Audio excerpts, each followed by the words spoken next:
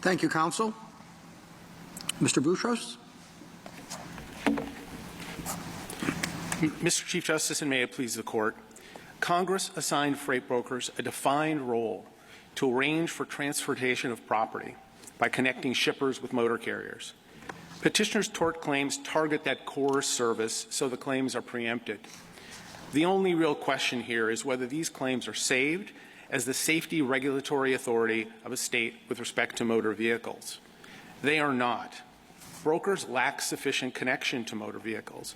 Brokers don't own, operate, or control motor vehicles. Text, context, history, and precedent confirm this. A few examples. First, the Savings Clause uses the phrase "with respect to motor vehicles," which, in this Court's words in Dan City, is massively limiting. And it applies specifically only to motor vehicles. The definitions do matter here, not transportation of property, which is much broader by statutory definition. Second, subsection B expressly preempts state law claims related to intrastate broker services and has no savings clause. It is unthinkable. It's absurd that Congress would have saved states' authority to regulate interstate, but not within its own borders.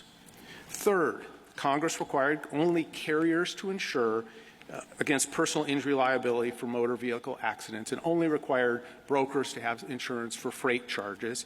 And that mirrored what the ICC said just a few years earlier, that brokers were not responsible for personal injury damages.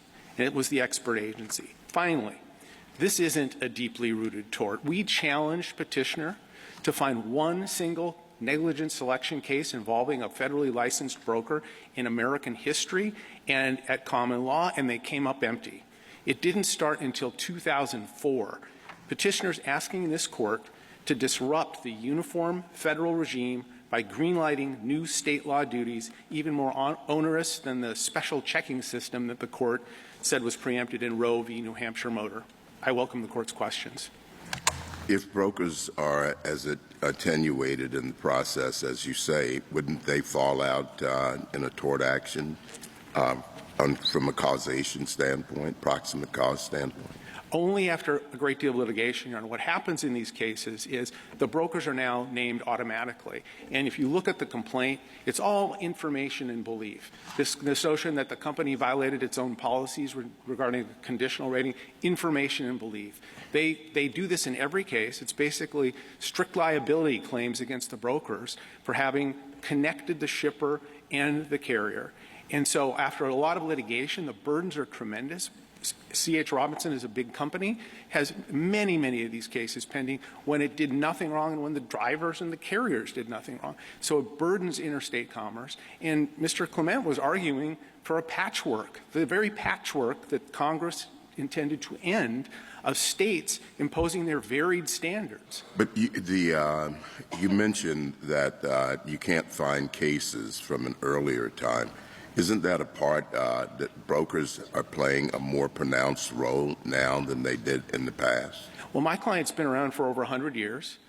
Brokers have been involved all along in the process.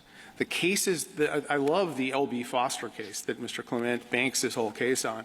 It was a 1969 case involving a shipper. The broker was not even an issue on appeal, who had hired an unlicensed broker, so there was a broker involved, and an unlicensed carrier. That's the best they could do. There wasn't a federally licensed broker or federally licensed carrier involved. His restatement example, Your Honor, he wants us to ignore what the ICC said in 1987, that brokers are not responsible for personal injury liability, and assume Congress knew that in 1934, the restatement cited a case about a hotel concierge whose omnibus was broken, so he hired someone else to take people to the train depot.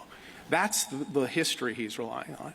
The reason there isn't a history on this, Justice Thomas, is that the ICC and the federal regime was viewed by the states and by this court in Castle as being the entity that says whether carriers could traverse in interstate commerce. So there were no — states could not deem a carrier or a driver unfit. That would thwart the federal licensing regime that existed then and that exists now. What was the treatment by the ICC of intrastate shipping, purely intrastate? And there were certain products that were not covered by the ICC. How were those treated? I think what the ICC would have they would have captured those in its regulation to the extent they were within the chain of interstate commerce. And this goes to some of the questions about Section B. I do think the quote from Mr. Clement that he has no answer, no idea why Congress would have had preemption intrastate be complete with no saving clause, but to have saved these claims interstate. But I think that to the extent that in the chain of interstate commerce, and this goes to Justice Sotomayor's question about constitutionality, I think there is a connection between purely intrastate activities and interstate commerce in some instances. The other point I wanted to make is the briefs in Mr. Clement today really hammer on this notion that Congress was looking at economic deregulation, and safety, of course, it was not touching. It clearly cared about safety. The FMCSA, the expert agency that now exists, has enormous federal power over safety and 700 pages of regulations, and it's in a partnership with the states who endorse, I think most if not all have endorsed the safety standards of the federal government. Yes,